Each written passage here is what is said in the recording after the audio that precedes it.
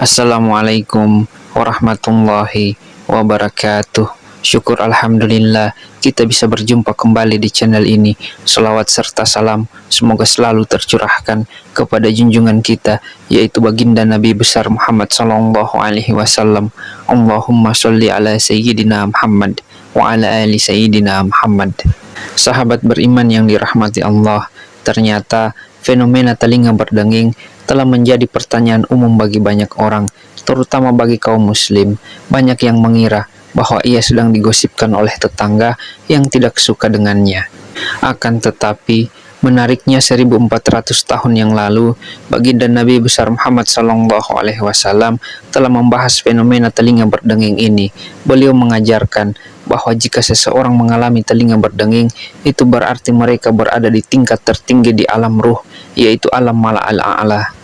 Di dalam pandangan medis, tinnitus atau apa yang umumnya kita kenal sebagai telinga berdenging ini adalah suatu kondisi yang dialami oleh sekitar 15% hingga 20% populasi, terutama pada lansia.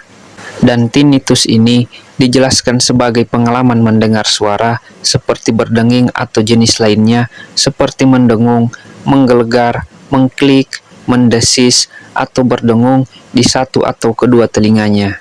Meski tidak ada sumber suara eksternal yang ada, tinnitus dapat disebabkan oleh berbagai hal, termasuk sel-sel rambut yang rusak atau patah di bagian dekat telinga, yang menerima suara perubahan dalam aliran darah melalui pembuluh darah terdekat, masalah dengan sendi tulang rahang, dan masalah dengan cara otak memproses suara.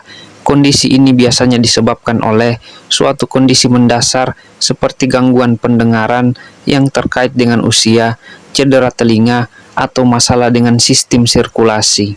Walau begitu, sebagai umat muslim, kita juga harus mendengarkan penjelasan dari sumber-sumber Islam seperti hadis Nabi dan pendapat para ulama agar kita tidak tersesat. Ada sejumlah ulama yang berpendapat bahwa telinga berdenging merupakan panggilan langsung dari Rasulullah SAW.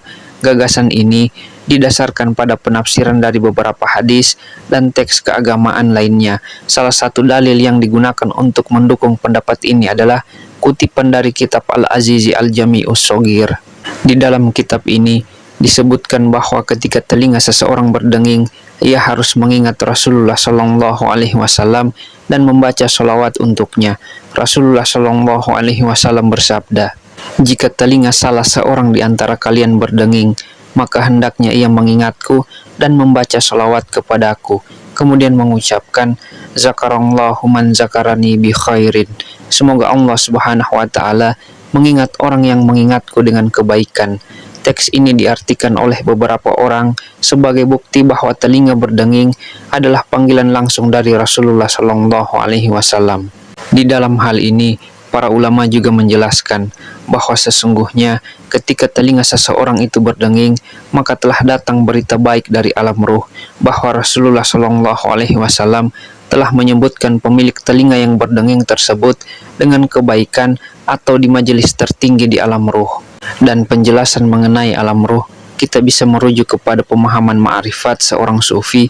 Memandang fenomena seperti telinga berdenging ini bisa ditafsirkan sebagai tanda atau simbol dari komunikasi antara manusia dan alam semesta, atau antara manusia dan Allah.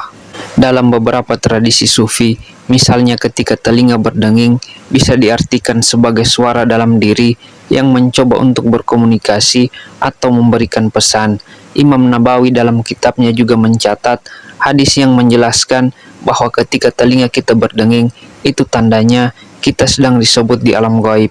Hadis tersebut meski tidak dijelaskan secara spesifik, namun Nabi SAW hanya menyatakan bahwa siapapun yang telinganya berdenging, maka ia harus membaca basmalah dan berdoa, kemudian bersolawat agar Allah menyebutkan namanya dengan kebaikan. Sahabat beriman yang dirahmati Allah, mungkin itu saja yang bisa saya bagikan pada kesempatan kali ini. Semoga bisa bermanfaat untuk kita semua. Assalamualaikum warahmatullahi wabarakatuh.